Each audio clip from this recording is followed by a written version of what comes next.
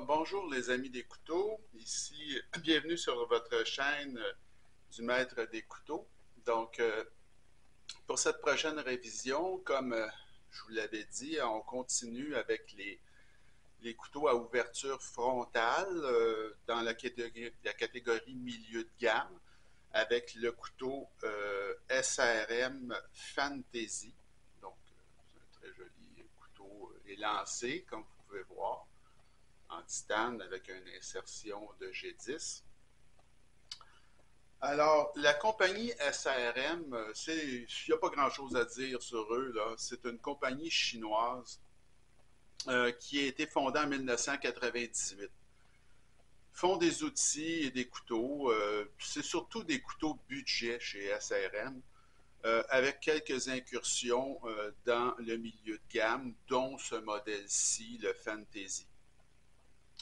Le logo de la compagnie veut dire le SRM, ça veut dire Stay Ready for More. Alors, bon, c'est pas mal tout ce que j'avais à dire sur cette compagnie-là, qui est assez peu connue en fait. Je profite du fait que mon intro est très courte pour vous présenter un petit graphique maison sur le retour sur investissement dans le domaine des couteaux. Ça va vous aider, ça, on va faire ça rapidement, mais ça va vous aider à comprendre assez aisément pourquoi moi, c'est personnel, mais j'ai décidé de me limiter à un montant d'achat de 300 dollars. J'achèterai pas de couteau à plus de 300 dollars, c'est bien entendu. Alors, on met ça de côté juste un petit instant. Alors, ici, vous avez un petit graphique, dans le fond, que j'ai fait là, très rapidement, qui vous montre dans un monde idéal, dans le fond. Hein, ce que j'ai voulu montrer ici, c'est que vous avez l'axe de l'argent ici, donc, et l'axe de la qualité ici. Alors, dans un monde idéal, le retour sur investissement serait facile à figurer parce que ça serait toujours en ligne droite, dans le fond. Donc, plus vous investissez dans l'achat d'un couteau, plus la qualité monte et c'est linéaire, facile à prévoir. Ça, c'est dans un monde idéal, mais ça ne marche pas comme ça dans la vraie vie. Alors, dans la vraie vie, ça ressemble plutôt à ça. Alors, vous avez toujours votre axe des prix en bas et la qualité ici sur le côté. Et vous voyez la courbe là. Alors, vous êtes pratiquement à zéro qualité, là, très, très, très, très bas, jusqu'à peu près 30-35 dollars. Autrement dit, ça ne sert à rien d'acheter, de payer 30 dollars, 20 dollars pour un couteau. Là, c'est vraiment de la camelote.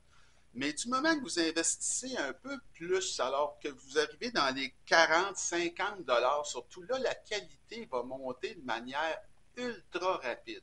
Et vous arrivez à peu près à 60 dollars avec des couteaux comme le RA1, RA2 ou le CVV Elementum, tout ça. Alors, c'est des couteaux qui sont quand même de très belle qualité pour à peu près 60 dollars. Par la suite, quand vous continuez à monter dans les prix, donc vous arrivez dans les 100-120 dollars à peu près ici, vous voyez qu'il y a une amélioration, mais elle devient beaucoup plus lente au niveau de la qualité. Alors là, vous êtes dans le prix, la gamme de prix, par exemple, du Cubinova ou de ce que je vous montre aujourd'hui, dans les 120 dollars. Donc, quand on continue à monter et on s'en va vers, par exemple, le Spyderco Manix à 180 dollars, ben, il y a encore une progression, mais c'est encore plus lent. Alors, la progression de la qualité, elle est là, mais elle est très lente. Le retour sur investissement, autrement dit, est de plus en plus faible à mesure qu'on investit là, des sommes importantes dans l'achat du couteau. C'est pour ça que moi, personnellement, évidemment, ça c'est une décision personnelle, j'ai décidé de ne pas aller au-delà des 300 dollars parce qu'après ça, vraiment, là, la courbe devient extrêmement plate et l'amélioration en regard du prix qu'on paye est vraiment faible. Je ne paierai pas, moi, 700 dollars pour un Chris Reeves Sebenza ou encore moins un 1000 dollars pour un Grimsmo Norseman. Donc, c'est vrai que ces couteaux-là sont supérieurs, mais vous n'en avez pas pour votre argent. Le retour sur investissement est quasi nul. C'est le 3 ou 4 ou 500 dollars, vous allez payer de plus qu'un couteau à 300 dollars. L'amélioration, là, elle est minime. Alors, pour moi, étant donné mes moyens, je me limite là, à 300 dollars par couteau et encore là, J'en ai pas une multitude à 300 dollars, là, je suis pas riche. Et j'ai décidé là, de m'arrêter à peu près à ce niveau-là. Vous allez voir que même à ce niveau-là, entre 200 et 300, vous avez des couteaux exceptionnels là-dedans avec des valeurs artistiques très, très, très grandes. Donc, c'était un petit peu là, une information additionnelle que je voulais vous fournir avant de passer à la révision de notre couteau de la semaine, le SRM Fantasy. Alors, si on y va maintenant avec les specs du couteau, alors c'est un couteau qui est long, hein? Il est quand même assez long, là, 8,27 pouces, 21,01 cm. Longueur de lame 3,62 pouces, 9,19 cm. Le poids 311,29, ce qui est très bon, 90,7 grammes. C'est un style de lame drop point qu'on appelle. Et l'ouverture, ben, vous l'avez vu, c'est une ouverture qui est frontale. Le petit découpage là, ici, là, ça ne sert pas à grand-chose. C'est très difficile. Je peux l'ouvrir en flip renversé, là, mais avec le pouce, c'est impossible. Donc, c'est vraiment un couteau qui est fait pour s'ouvrir. Là. C'est difficile avec... mais c'est un couteau qui est fait pour s'ouvrir de manière frontale. Alors, vous avez un verrouillage de cadre. Comme vous voyez ici, on voit un verrouillage par le cadre. Hein. Et c'est les matériaux du manche, c'est du titane avec une insertion de G10, là, dans ce cas ici. Vous avez différentes couleurs, mais ici c'est un brun, là, le G10 est brun. Et c'est d'un côté seulement ce qu'on appelle le côté chaussette. L'action est à bille. L'épaisseur de lame, alors c'est 0,12 pouces. C'est une lame qui est standard, je vous dirais. Là, c'est pas nécessairement mince, mais c'est d'une largeur standard, une épaisseur standard, 3 mm. Le clip, c'est tip-up, donc, et c'est non réversible. Alors, c'est un clip en titane, là. Vous avez aussi l'épaisseur de manche, alors c'est 0,47 pouces et 11,9 mm. La largeur fermée, alors si on ferme le couteau, c'est très mince comme couteau. Alors c'est 1,02 pouces ou 25,9 mm. Ce couteau-là est fait en Chine. J'ai payé il y a environ 6 mois 129,99, donc 130 dollars. C'est toujours en vente et c'est offert, comme je vous l'ai dit, en différentes couleurs là, pour les insertions. Au niveau de l'évaluation maintenant, alors la note globale en haut de 9, c'est exceptionnel. De 8 à 9, excellent. De 7 à 8, c'est un bon achat. De 5 à 7, un achat moyen. Et moins de 5, on ne touche pas à ça. Le design, moi je trouve ça très beau. Alors c'est un couteau qui est mince, que je trouve élégant. C'est un couteau qui a un look moderne aussi. Hein. Il y a un look attrayant ce couteau-là. J'ai mis un 8 sur 10 moi pour le design. Les matériaux, ben, l'acier c'est du N690. Le roulement est à billes. C'est du titane avec insertion de G10. Le clip est en titane aussi. Donc, pour les matériaux, j'ai mis un 8,5. Là, je trouvais ça quand même très bien. L'assemblage présentation, là, la présentation, vous voyez, vous recevez ça dans une petite boîte bleue, là, assez basique. Là. Et l'assemblage, c'est très bien. C'est un couteau qui est très solide. Il n'y a pas de jeu de lame d'aucune façon. C'est monté très solidement. Si on y va avec la lame ici, c'est parfaitement centré. Alors, il n'y a pas de problème à ce niveau-là. Le mécanisme de barrure, bon, ça, il y a un petit ajout dans ce couteau-là. Vous voyez ici, là, ça, c'est un verrouillage par le cadre, mais il y a ce petit ajout-là ici qui nous permet complètement de fermer le couteau qui soit impossible à désengager. Alors, c'est comme un mécanisme de sécurité, si vous voulez, additionnel. C'est bien, c'est pas absolument nécessaire, mais c'est un ajout, c'est là, alors ça nuit pas, pourquoi pas. Il y a de la dentelure autant sur de trucs pour ouvrir que sur le dessus. Alors, puis il y en a aussi pour le mécanisme de déverrouillage ici. Donc, c'est bien fait. Et c'est un couteau qui est long et compact. Hein. Moi, j'ai mis un 8 sur 10 pour l'assemblage présentation, donc c'est très bien. L'action, ben, comme vous avez vu, elle est excellente. Hein. C'est une ouverture frontale qui est facile.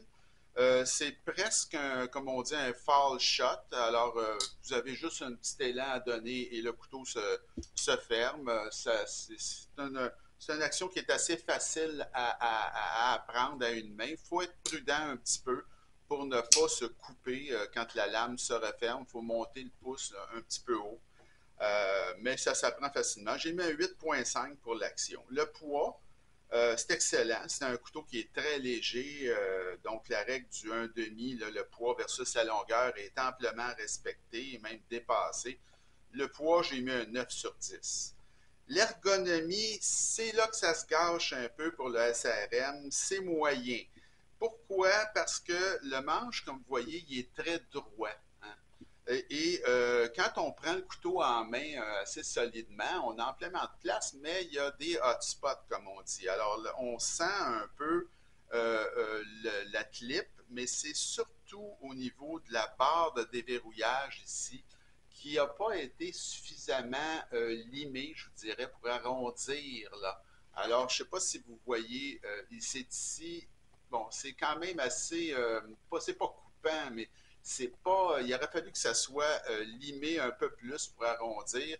Quand on a le couteau en main de manière serrée, là, bon, on a besoin d'une bonne grippe, là, on le serre solide, on va sentir un petit peu ici ce, ce, ce, ce cette barre de déverrouillage et c'est un peu, si on a à faire des travaux pour un bon moment, c'est inconfortable. Alors, au niveau de l'ergonomie, c'est pas le couteau le plus ergonomique. Alors, j'ai mis un 6 sur 10. L'aspect général, alors je trouve ça très beau. Je trouve que ça se démarque. Comme je vous ai dit, le couteau est très solide. Euh, oui, il y a un hotspot au clip et à la barre de déverrouillage, mais bon, excusez, je me suis trompé de ligne dans mon énoncé. Là. Alors, c'est un couteau qui est super facile à transporter parce qu'il est léger et long et mince. Alors, c'est vraiment pour mettre en poche, c'est un couteau qui est très facile là, à transporter et très agréable. Donc, j'ai mis un 8 sur 10 pour l'aspect général. Le prix, c'est très bon.